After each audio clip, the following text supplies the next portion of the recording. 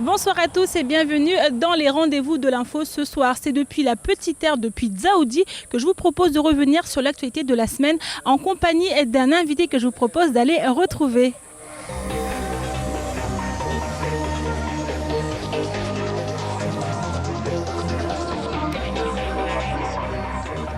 Je suis maintenant avec mon invité, il s'agit de Daniel Zaidani, conseiller départemental de Pamandzi, également ancien président du conseil général. Bonjour Daniel.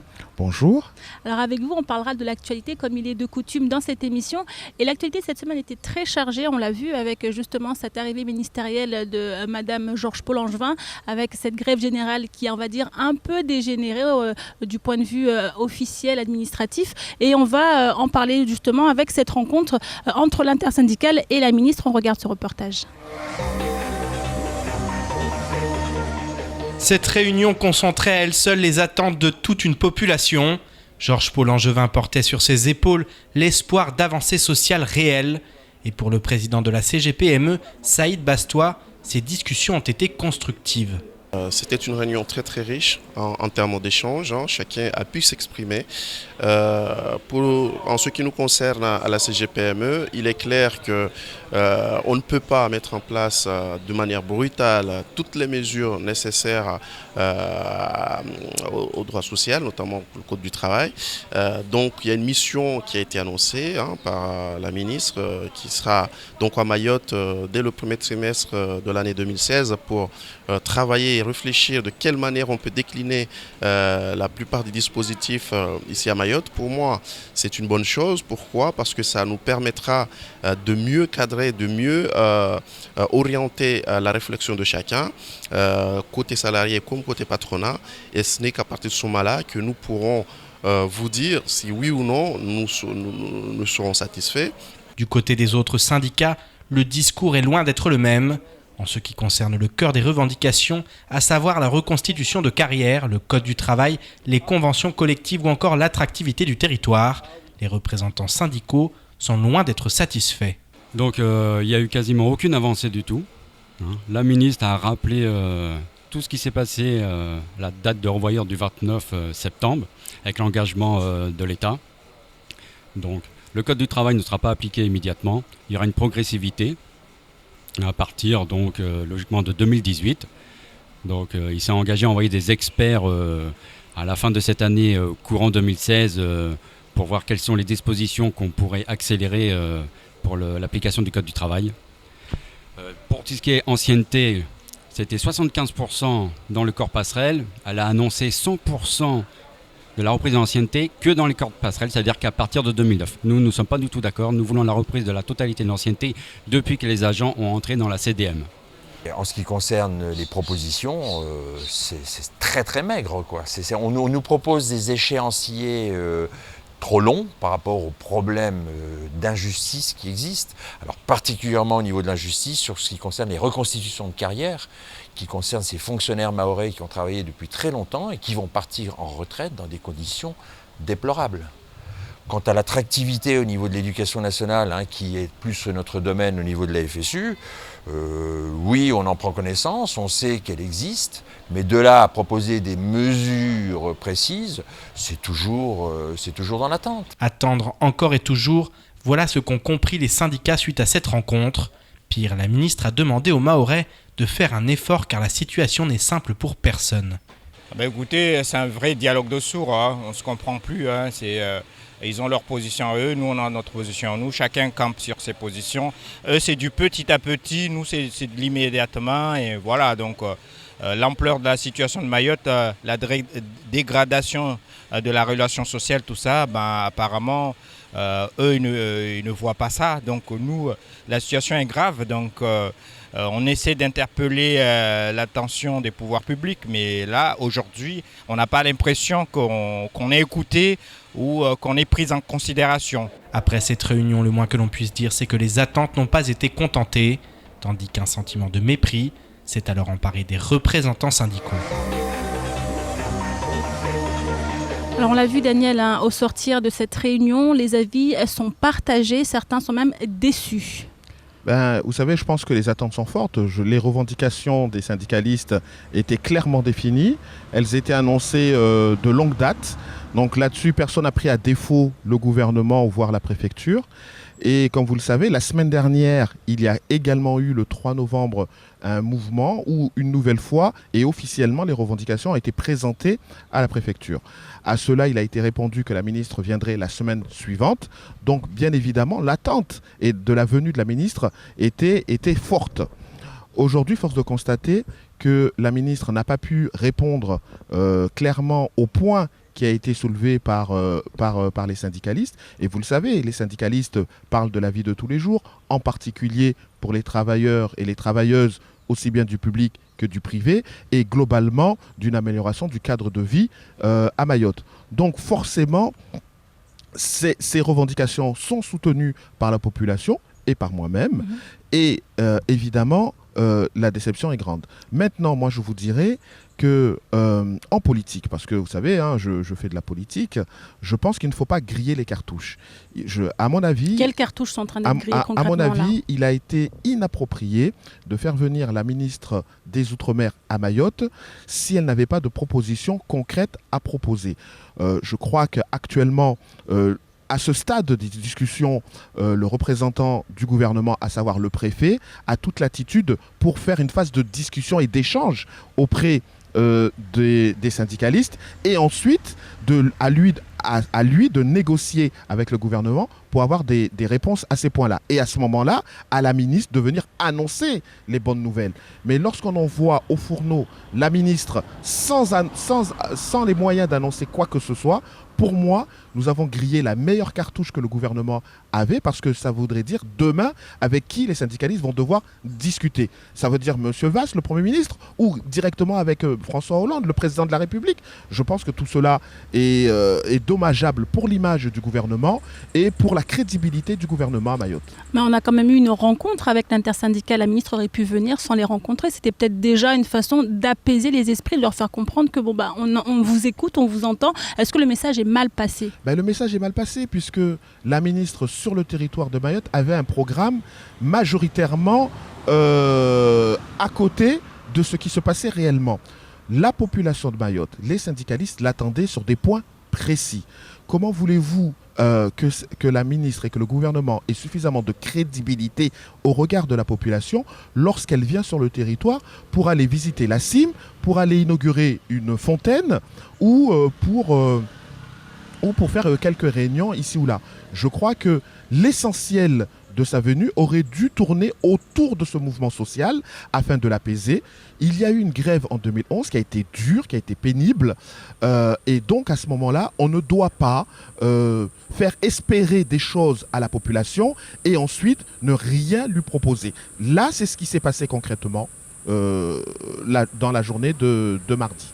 Alors on a vu la population mécontente, donc on a vu les syndicalistes et l'intersyndicale insatisfaites et cela a provoqué des blocages de la barge, de l'amphidrome et même ça a influé sur le programme initial de la ministre qui n'a pas pu l'effectuer correctement, même pas du tout pour une large part. On regarde ce reportage. Non ! L'attente et l'espoir ont laissé place à la colère après la réunion de ce matin avec la ministre.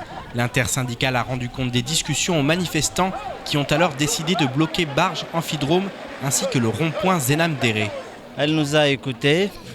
On a compris qu'elle n'était pas venue pour le soulèvement social qui est en ce moment à Mayotte, mais qu'elle a profité de ce voyage pour recevoir les partenaires sociaux. Donc on a fait valoir les préoccupations du moment qui étaient censées être connues par le gouvernement. Malheureusement, on s'est rendu compte que soit elle découvrait les choses, mais en aucune manière, elle avait prévu de faire des annonces quelconques. Donc on a fait part de ça aux salariés qui sont en train de faire valoir leur amertume, leur impatience, parce qu'ils ne sont pas entendus. Donc ce qu'on voulait éviter malheureusement est en train de se produire. On essaie quand même de canaliser les choses parce que personne n'a envie de vivre les événements de 2011. Mais il nous faut vraiment qu'on nous apporte un minimum d'assurance pour pouvoir calmer les esprits. Calmer les esprits, c'est bien de cela dont il s'agit désormais. Rien ne va plus à Mayotte et la gronde sociale frappe tous les pans de la société. On nous fait comprendre que les syndicalistes sont fous, ils descendent sur la route parce que c'est des malades, ils n'ont rien à faire. Mais non, on n'a pas des doubles fonctions. On perd nos salaires quand on est là. Pour certains, ils n'ont pas d'heure de décharge. Non, c'est parce que c'est une demande qui est née de la population. C'est une demande qui est flagrante. Que même si nous, on ne faisait rien du tout, à un moment, ce serait la population en elle-même qui se rébellerait. Alors pourquoi en arriver à là? Pourquoi en arriver à là? On est en pleine sature. Pourquoi on essaie encore de nous dire qu'il faut patienter? Qu'il faut patienter quoi? À l'hôpital, il n'y a rien qui va. Il faut patienter quoi? Dans les administrations publiques, il n'y a rien qui va. Il faut patienter quoi? Les entreprises ferment tous les jours. On a un port qui ne nous appartient même pas. On a des richesses qui ne nous appartiennent même pas. Comment vous voulez que Mayotte ça aille? Les syndicats se sont efforcés de canaliser les manifestants pour qu'aucun débordement n'ait lieu. Mais pour Henri Rigotard, il est désormais grand temps que les autorités mesurent le risque d'un mouvement semblable à celui de 2011. On n'en sait pas et on n'aimerait pas que ça déborde. On n'aimerait pas, mais en 2011, on l'a bien compris. C'était pas avec nous que ça avait commencé. Donc on l'a bien compris. Quand on n'est pas écouté, on est sur la route des heures et des heures, on n'est pas écouté. On nous prend pour des imbéciles, on est dans les bureaux. C'est pareil, on n'est pas écouté. Il faut arrêter. Mayotte sature. Qu'est-ce qu'il leur faut de plus? Une guerre civile? Qu'est-ce qu'il leur faut de plus? En dehors de 2011, qu'est-ce qu'il leur faut de plus? Sérieusement. Dans l'après-midi, la ministre a officiellement annulé son programme et notamment ses visites en Grande Terre. Le préfet Seymour Morsi a quant à lui fait le déplacement en personne et son arrivée au ponton a été pour le moins mouvementée. Il s'est ensuite rendu à la préfecture pour y rencontrer à nouveau l'intersyndicale et tenter une dernière fois d'éteindre l'incendie. Alors on a vu des blocages de barges, des blocages d'amphidromes et un programme complètement déstabilisé. C'est une première ici à Mayotte lors d'une visite officielle comme celle-là. Vous savez, la ministre est arrivée dans un contexte très tendu. Elle était attendue sur un certain nombre de points. Elle n'a pas pu donner satisfaction sur ces sujets-là. La réaction première a été de manifester le mécontentement et ça s'est cristallisé par l'arrêt des rotations de la barge et de l'amphidrome. Forcément, vous pouvez imaginer que l'amphidrome transporte le matin presque 10 000 personnes. Donc il y avait 10 000 personnes en Grande Terre coincées qui devaient retourner en Petite Terre. De 10h à 18h, il n'y avait aucune rotation. Forcément, ça a engendré des très grosses perturbations sur Mamoudzou. Et bien évidemment, lorsque les amphidromes et les barges ont été remis de service, le flux était très important. Moi-même, j'étais en Grande Terre, j'ai attendu après le retour des services plus de 2 heures, puisqu'il était hors de question pour ma part de traverser en vedette ou de prendre une pirogue comme certains l'ont fait, puisque vous savez qu'il y a eu des pirogues pirates qui partaient de Tsundu, de Passamainti à hauteur de 10 voire 15 euros. Bon, sûrement pour ceux qui devaient prendre l'avion, puisque certains devaient impérativement se retrouver en Petite Terre. Je remercie néanmoins ce mouvement spontané qui a laissé néanmoins les urgences traversées, mais je crois qu'en pareille situation, il serait plus approprié néanmoins de mettre en place un service minimum parce que interrompre totalement les rotations entre la Petite Terre et la Grande Terre, on se rend bien compte que économiquement c'est très préjudiciable pour le territoire, tout en sachant que l'aéroport se trouve en Grande Terre, en Petite Terre, et donc de ce fait, ça a perturbé fortement l'organisation de la journée. Mais l'objectif n'était pas forcément de bloquer la population, on est bien d'accord Daniel hein? Peut-être, mais la conséquence directe était celle-ci. Mais ce qui est certain, c'est que lorsqu'il s'agit d'une journée, à la rigueur, le degré d'approbation de la population peut être relativement haute. Mais si cela venait à se répéter à plusieurs reprises, je pense que cela risque d'être très difficile. Et vous savez que nous gardons des stigmates durs de la grève de 2011 et bien évidemment personne ne souhaiterait qu'on replonge là-dedans. C'est pour cela qu'il est urgent et important de prendre au sérieux ce mouvement social et de tenir compte de ce mécontentement.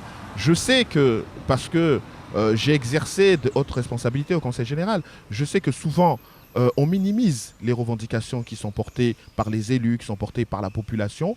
Aujourd'hui, je le dis avec beaucoup de sérieux, les revendications qui sont portées par la population sont très sérieuses. Et lorsque la population demande à ce que les choses aillent plus vite, ce n'est pas des blagues, parce qu'ils sont conscients qu'il y a quelque chose qui cloche. Nous sommes sur un territoire français. Nous sommes français à part entière. La réalité veut que nous avons l'impression, et ce n'est pas un sentiment, c'est une réalité, nous avons le sentiment que nous ne sommes pas traités de la même manière. Lorsque vous êtes français, je suis élu, je me déplace en métropole à La Réunion régulièrement, je ne suis pas regardé de la même manière lorsque je suis à Paris ou lorsque je suis à La Réunion. C'est-à-dire qu'on prend moins au sérieux les revendications venant des Mahorais. Lorsque je suis à Paris, je me sens français, puisqu'il n'y a rien dans les textes de loi qui me distingue d'un autre Français lorsque je suis à Paris. Lorsque je suis à La Réunion, je suis un Français à part entière, parce qu'il n'y a rien qui me distingue d'un Réunionnais. Mais lorsque je suis sur le territoire de Mayotte, il y a des textes de loi qui me distinguent d'autres Français. Et c'est cela qui est insupportable. Pourquoi, dans ce monde, dans ce 21e siècle, il existe encore des décalages de lois entre un Mahorais et un Français de métropole? C'est cela qui est insupportable et c'est cela qui est difficile à vivre. Nous savons que dans les dom-toms, les choses se sont faites lentement. Mais à l'époque, dans les dom-toms, dans les années 40, puisqu'ils ont été départementalisés en 47 ou en 49, à cette époque, il n'y avait pas Internet, les gens ne se déplaçaient pas, donc on ne savait pas ce qui se passait ailleurs. Aujourd'hui, nous nous déplaçons tout le temps. Aujourd'hui, nous sommes en Europe tout le temps. Dès que nous allumons notre poste de télévision, dès que nous allumons nos téléphones, dès que nous allumons nos ordinateurs, nous sommes en Europe, nous savons ce qui se passe. Et c'est ce décalage qui est frappant, qui est visible au quotidien, qui devient insupportable. Il était supportable aux Antilles dans les années 50 et 60 et 70, mais très clairement, en 2015, il est insupportable de voir que nous ne sommes pas traités de la même manière. Et les gouvernements, que ce soit de droite ou de gauche, doivent prendre cette considération très au sérieux, parce que le ras-le-bol qui a été manifesté ces derniers temps, c'est un ras-le-bol contre cette inégalité de traitement entre les Mahorais et les Français de métropole. Donc, ce n'est pas une répartition sur 10 ans, un rattrapage sur 10 ans qui le justifiera. Et puis, je vous rappelle une chose quand même. Il faut être très honnête. Nous sommes un territoire où on dit qu'officiellement, il y a 220 000 habitants.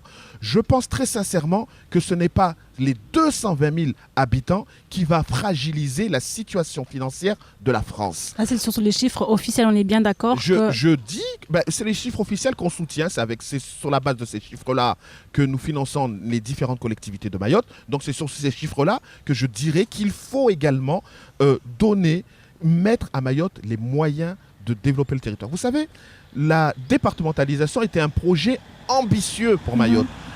Et ce projet ambitieux avait vocation à créer de l'emploi, à développer le territoire, etc., etc., etc. Nous nous rendons compte que nous faisons à Mayotte tout au minima. Et ce minima, réellement, parce qu'on souhaite faire des économies, apporte des préjudices regrettables sur ce territoire. Il faut rompre avec cette manière de voir les choses en considérant les Mahorais comme une population qui a la capacité de pouvoir attendre.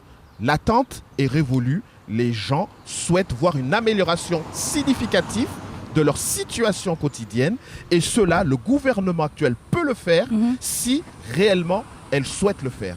Alors, on parlait tout à l'heure de développement de Mayotte. On va parler d'un sujet justement qui était censé être un vecteur important dans ce sens. L'aquaculture à Mayotte, on l'a vu avec cette filière qui a été déstabilisée récemment par la liquidation d'Aquamay. A priori, les choses sont dans le sens d'une amélioration. On regarde ce reportage. Les enclos sont vides et les embryons ont été déplacés vers le site d'Ajangwa. Mais depuis ce matin, l'aquaculture semble sur le point de survivre. Jean-Jacques Robin, le PDG d'Aquamater, a en effet signé un chèque de caution afin que le conseil départemental procède à l'achat des 300 géniteurs. C'est juste un problème technique. Vous savez, dans une vente aux enchères, il faut déposer un chèque de caution Et ensuite, le paiement se fait au bout de 4 jours, on a 4 jours pour payer. Il se trouve qu'un conseil départemental n'a pas checké. Tous les conseils départementaux de France font des mandatements. Donc il fallait que quelqu'un donne un chèque pendant que 4 jours l'huissier s'en contente. C'est donc Aquamateur qui a fait le chèque, mais le mandat a été signé et été préparé par le conseil départemental. Et c'est bien le conseil départemental de Mayotte qui s'est porté acquéreur de l'ensemble des actifs d'Aquamail. C'est avec le soutien du conseil départemental que l'aquaculture mahoraise a pu fonctionner depuis 15 ans. Avec cette vente, les élus montrent qu'ils souhaitent donner une chance à la filière et ainsi éviter la fermeture simple et brutale. C'est avec soulagement et appréhension que le responsable d'Aquamail a procédé à la vente. Il a récupéré tout ce qui est matériel bâtiment, il a récupéré également les géniteurs de poissons qui sont à l'origine de la filière sur Mayotte. Donc effectivement, ces poissons-là, ils sont actuellement en mer sur notre site d'élevage. Il faudra par la suite les remettre dans la structure à terre, puisqu'ils en avaient été écartés par sécurité, ne sachant pas ce qu'il allait se passer, pour leur permettre de reprendre leur cycle de production. L'aquaculture mahoraise fut l'une des premières activités à Mayotte à faire de l'export. Plus d'une vingtaine de personnes vivent directement de l'aquaculture qui compte aujourd'hui à Mayotte 4 fermes d'exploitation, un secteur d'avenir qui mérite d'être développé. Nous, notre objectif, c'était justement de maintenir l'activité de production d'alevins, de jeunes poissons. Et donc nous allons faire en sorte à ce que cette activité-là continue en gardant le personnel qui est encore sur place. Parce que l'objectif du conseil départemental, c'est que l'activité d'aquaculture, qui est une activité phare ici à Mayotte, ne soit pas interrompue. En rachetant Aquamail, le conseil départemental souhaite non seulement sauver les emplois, mais aussi permettre aux éleveurs du milieu marin d'approvisionner l'île sans être obligés de consommer du poisson importé. La suite aux prochains épisodes. Aquamail repris aux enchères par le conseil départemental, in extremis on va dire, la filière va pouvoir enfin peut-être prendre son envol. Je mets un point positif à la gouvernance actuelle, au président, d'avoir sauvé Aquamail pour la simple et bonne raison que cela fait près de 18 ans que le conseil départemental investit dans cette filière. Nous sommes conscients qu'en termes de développement de notre territoire, l'aquaculture a un rôle important à jouer. Certes, aujourd'hui, les productions ne sont pas à la hauteur de nos attentes, puisque nous savons que cela oscille entre 100 et 300 tonnes par an, en matière d'exportation également. Donc, nous savons que potentiellement, le territoire de Mayotte réunit toutes les conditions en Outre-mer pour être le premier producteur d'aquaculture. Et il faut savoir également que le Conseil général a subventionné par exemple l'export en mettant 1 euro pour aider à l'exportation de ce poisson. Le Conseil général aide les aquaculteurs qui sont sur le territoire, aide justement ce fournisseur en alevin pour pouvoir fournir la totalité de cette aquaculture. Mais il faut aussi reconnaître que les difficultés qu'ont rencontrées Aquamail sont aussi liées à la transition avec la mise en place des fonds européens. Puisque Aquamail, finalement, c'est une association qui vivait, qui était accompagnée par des subventions aussi bien du conseil départemental que de l'État. Force de constater qu'avec la mise en place des fonds européens à partir de l'année 2015, l'État n'a pas mis les moyens en 2015, considérant que les fonds européens étaient là. Sauf que le dispositif actuel n'était pas encore opérationnel. Le Conseil général a mené sa quote-part, l'État non. Donc la réalité de la liquidation de Aquamail et ses difficultés financières vient du fait que l'État n'a pas accompagné cette année la société. Et c'est pour cela que je me réjouis que le président du Conseil général ait pris la décision néanmoins de soutenir cette société, parce que c'est la pierre triangulaire qui permettra réellement la poursuite du développement de l'aquaculture sur ce territoire. Merci beaucoup Daniel d'avoir répondu à nos questions. On continue à parler de l'actualité tout à l'heure, juste après la pub.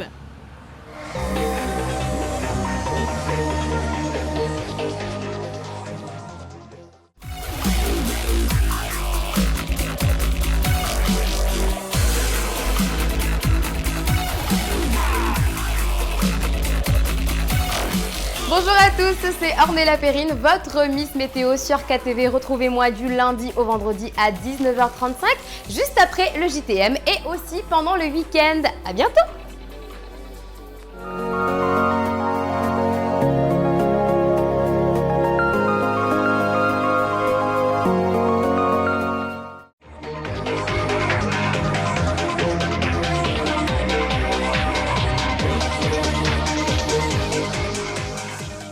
sommes de retour dans la deuxième partie des rendez-vous de l'info. Je suis toujours avec mon invité Daniel Zaidani, conseiller départemental de Pamandzi et ancien président du conseil général. Daniel, on continue à parler de l'actualité.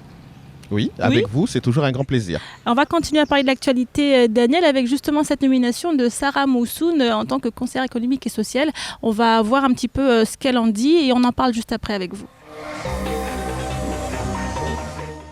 Je vais participer dans cette troisième assemblée au niveau national. C'est une assemblée consultative et donc je vais faire partie du groupe de l'Outre-mer pour défendre effectivement tout ce qui arrivera, qui concerne le territoire, moi notamment pour Mayotte. Donc je participerai à tous ces projets de loi, à toutes ces réformes et plus particulièrement tout ce qui concerne Mayotte. Alors pourquoi c'est un représentant ou une représentante plutôt du NEMA qui a été nommé plutôt que quelqu'un du Parti Socialiste comme certains l'auraient souhaité? Pour ceux qui peut-être n'auront pas compris, qu'ils reprennent l'histoire, le NEMA fait partie aussi de la gauche. Il y a quelques années de cela, vous avez vu, lors de l'arrivée, de la préparation de l'arrivée de l'élection du président de la République, oui.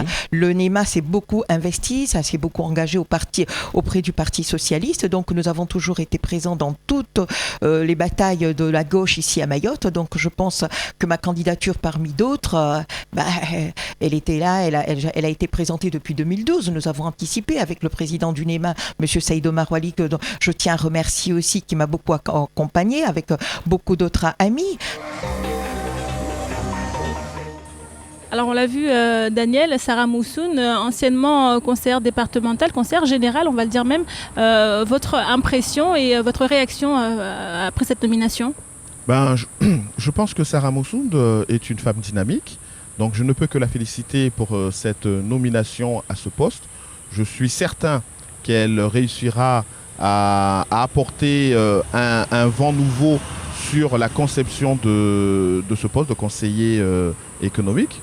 Bon, néanmoins, j'avoue que sa nomination m'a surpris parce que, sachant qu'il y avait un candidat socialiste, de pur jus socialiste local, à savoir Fardine, et puis Fardine, c'est pas n'importe qui, c'est quand même un ancien maire qui a eu 2 mandats dans le Nord, qui s'est battu contre le MDM, qui s'est battu contre l'UMP, qui s'est battu contre tout le monde et qui a néanmoins réussi à faire briller et à développer le Parti Socialiste dans le nord de l'île.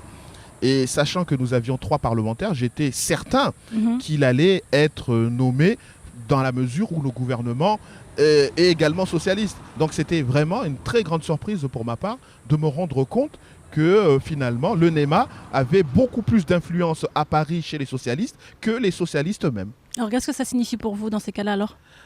Ça veut dire tout simplement que contrairement à ce qu'on pourrait croire, Saïd Omar Wali est l'homme fort de la gauche actuellement, mais ce ne sont pas les 3 parlementaires que nous avons, ni la Fédération socialiste présente sur ce territoire. Alors, est-ce que c'est une bonne chose pour la gauche? Peut-être, mais est-ce que c'est une bonne chose pour le Parti Socialiste? Sûrement pas. Alors on a vu à Mayotte justement les pairs au niveau du Parti Socialiste ont réagi. Leur réaction est totalement justifiée du coup pour vous. Vous savez, cette nomination, c'est une nomination politique parce que effectivement, on pioche dans le cru. Pour ma part, normalement, un parti politique devrait s'assurer du développement de son propre parti. Les mesures qui sont prises, en tout cas le regard de Paris sur le Parti Socialiste ces dernières années, n'a pas vocation à voir le Parti Socialiste se développer. Nous l'avons vu avec la venue du président de la République. Il n'est pas allé à Sada, là où nous avons 2 parlementaires. Il est allé à l'abattoir, là où se trouve Saïd Omar Wali. Aujourd'hui, ils ont la possibilité de nommer un représentant de Mayotte, à savoir un conseiller économique et social. Ils ne nomment pas Fardine, un politique du Parti Socialiste qui a fait ses preuves, mais ils nomment Sarah Moussoun. Donc incontestablement, pour moi, c'est une manière pour le gouvernement de dire à la population de Mayotte que l'homme fort pour le Parti Socialiste, ce n'est pas Ibrahim, ce n'est pas Tani, ce n'est pas Bouanali, ce n'est même pas le parti en lui-même socialiste, mais il faut plutôt regarder à l'abattoir avec Saïd Omar Wali.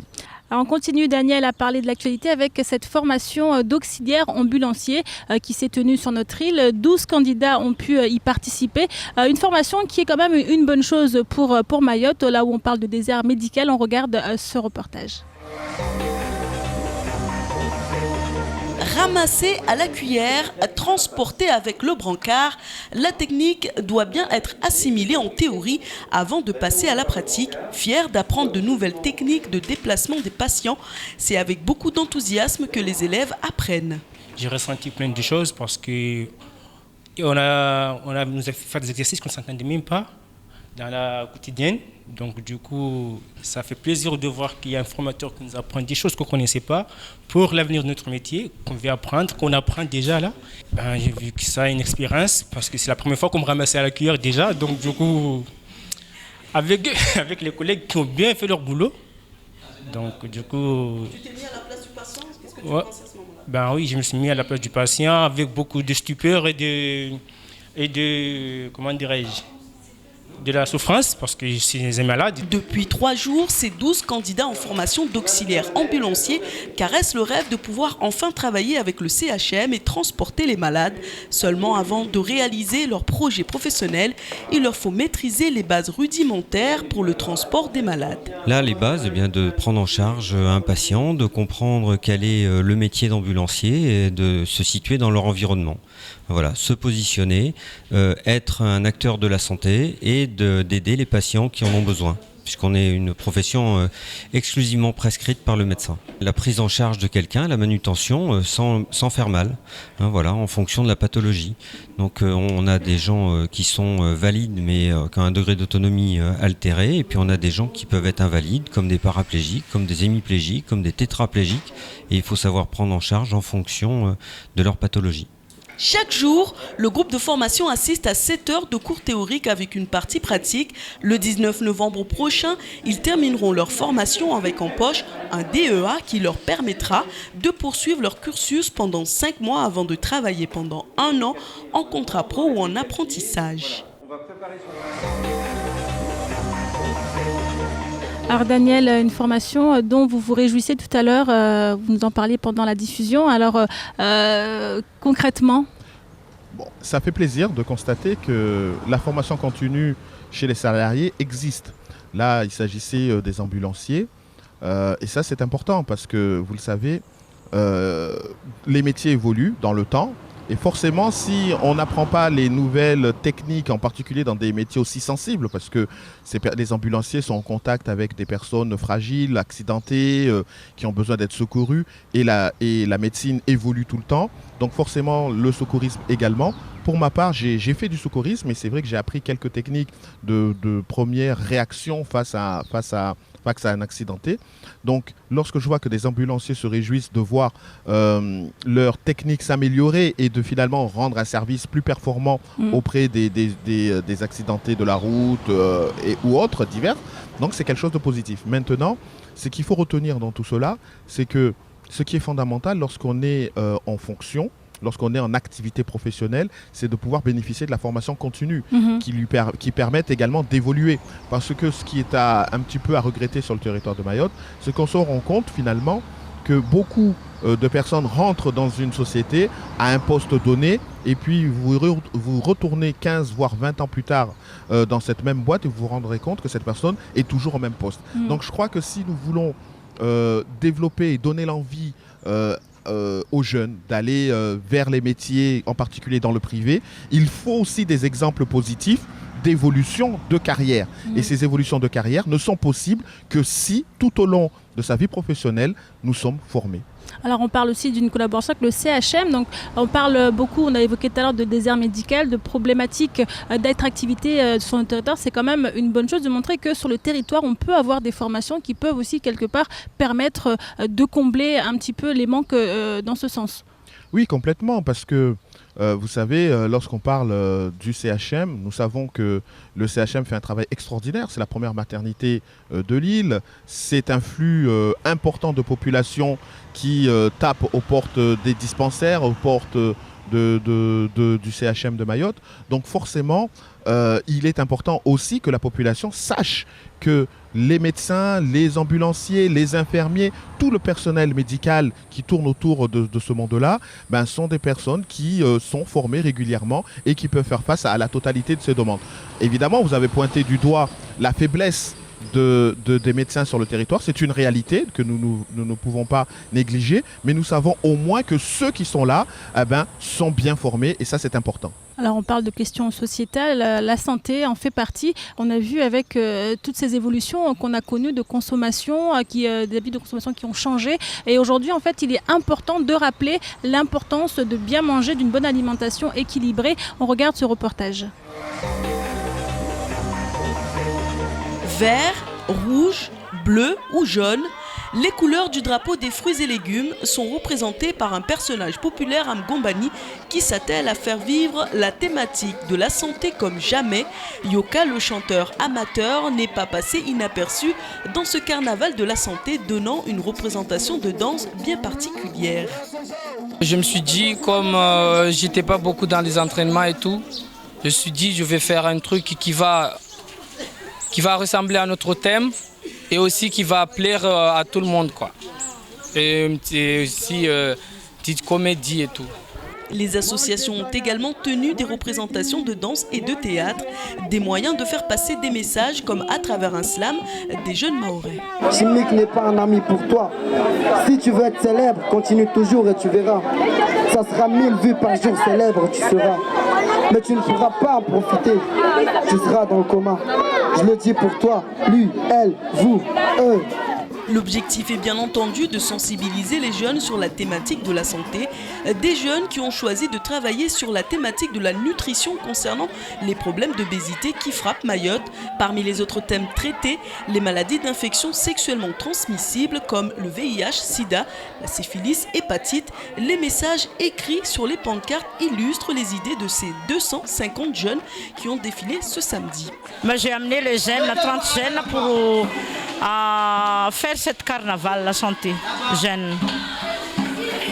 Et après, on a choisi les thèmes de la nutrition pour apprendre à tous les jeunes et les familles à trouver des tempérances, pour faire les tempérances pour les repas, pour retourner avec les repas traditionnels. Les animateurs qui accompagnent ces jeunes appliquent une méthode dans le cadre d'une formation depuis le début des ateliers en mars, une action financée par l'ARS, la préfecture et le conseil départemental. L'idée vient d'eux, ils ont choisi les thématiques, donc par l'appui méthodologique de l'IREPS, ils ont été sensibilisés par rapport à ces thématiques-là. Ils ont eu des brochures, des affiches où ils sont informés et puis ils ont travaillé leurs affiches, les banderoles, mais aussi des costumes par rapport à leur thématique. Le défilé a débuté à l'école maternelle de Mgombani prévu à 14h. Le défilé s'est poursuivi jusqu'à l'ancienne place du marché pour assister et participer aux animations prévues par des associations locales comme Association Suya. Le projet des ateliers créatifs et confection de costumes continue et se clôturera par une exposition des œuvres dans leurs structures respectives. Le carnaval de la santé, il fallait le faire, Daniel. Je pense qu'il faut communiquer, il faut rappeler aux plus jeunes et à travers des moyens de communication réceptifs.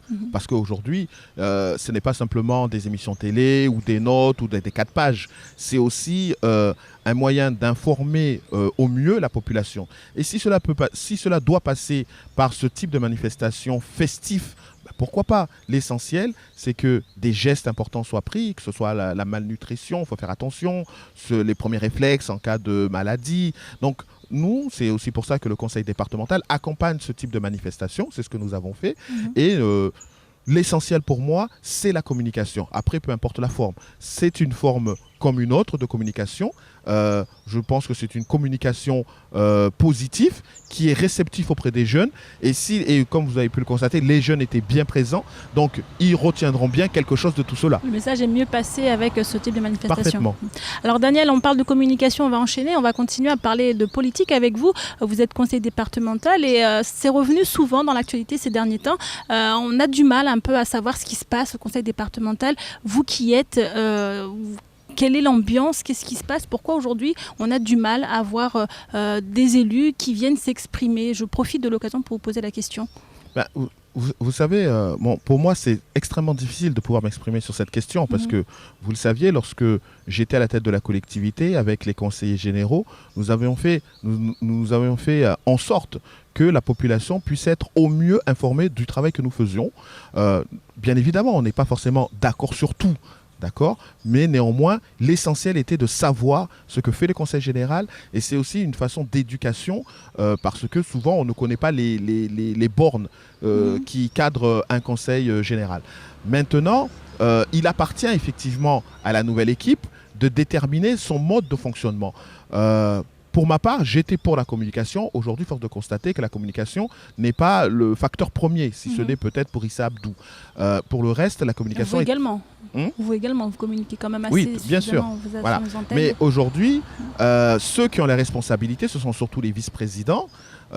Donc maintenant, il leur appartient aussi, chacun dans leur domaine, de venir s'exprimer sur les choses. On veut bien croire qu'effectivement, lorsqu'on arrive au Conseil général, la science n'est pas infuse. Il y a une nécessité d'adaptation, une nécessité de compréhension du fonctionnement de cet établissement.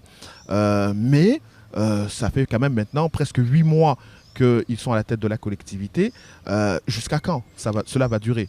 Je ne peux pas répondre. Mais ce qui est certain, c'est que le temps passe vite et le mécontentement se fait de plus en plus sentir parce qu'on ne sait pas ce qui se passe au Conseil général. Alors, qu'on ne communique pas pour dire ce qu'on fait, mais il y a quand même des choses importantes qui se passent dans une crise sociale. Qu'on intervienne pour rassurer la population, même pas, enfin, c'est arrivé très rarement, Daniel. C'est pour cela que je vous dis qu'après, chacun son style. Ce n'est pas propre au conseiller départemental. Ce qui est certain, nous, entre 2011 et 2015, nous avions voulu communiquer. C'était un choix volontaire. Mais lorsque vous regardez de plus près, vous vous rendrez bien compte que la grande majorité des élus sur le territoire de Mayotte ne communiquent pas. Les mairies ne communiquent pas. Il n'y a pas de plaquettes, il n'y a pas de documents. J'avais mis en place un Mayotte Mag qui permettait aussi d'avoir un support papier des actions qui étaient faites. Aujourd'hui, ce Mayotte Mag ne sort plus.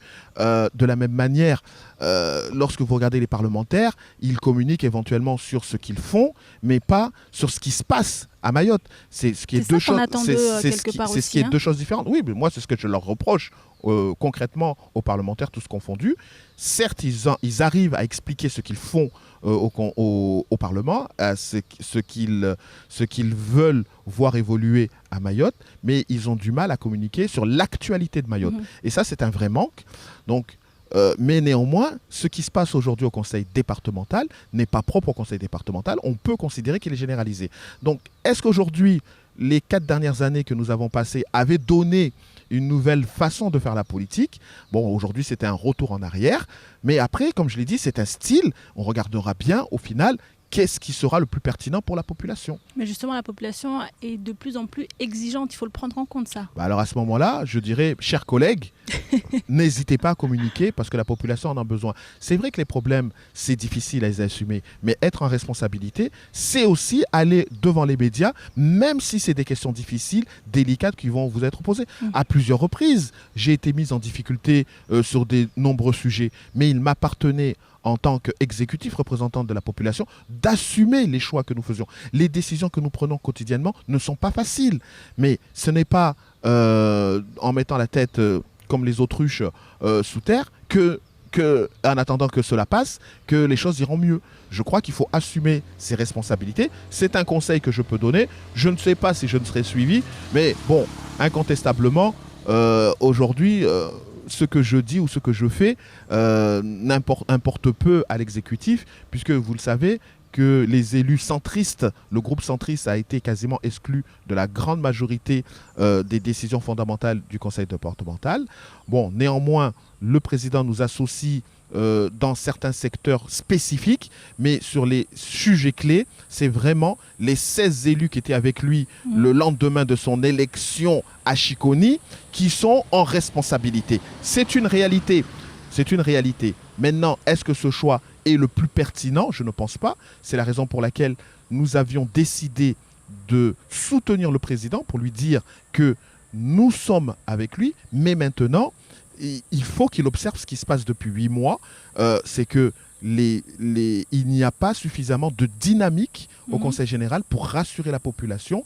Donc la seule chose que je peux demander, c'est qu'il y ait une redynamisation de cette équipe pour le bien du territoire, même sur les sujets les plus anodins. Je crois que rien n'empêche de venir parler. Il y a une grève actuellement sur le territoire. Il serait bien de savoir ce qu'en pense l'exécutif. Ça ne veut pas dire pour autant qu'on attend du président d'aller manifester avec le drapeau FO sur la tête. Mais je crois qu'il appartient néanmoins à cet exécutif qui représente la population de savoir ce qu'il en pense et éventuellement de conseiller. Alors justement, vous, l'actualité, vous en pensez quoi, Daniel ? Ben, comme je l'ai dit,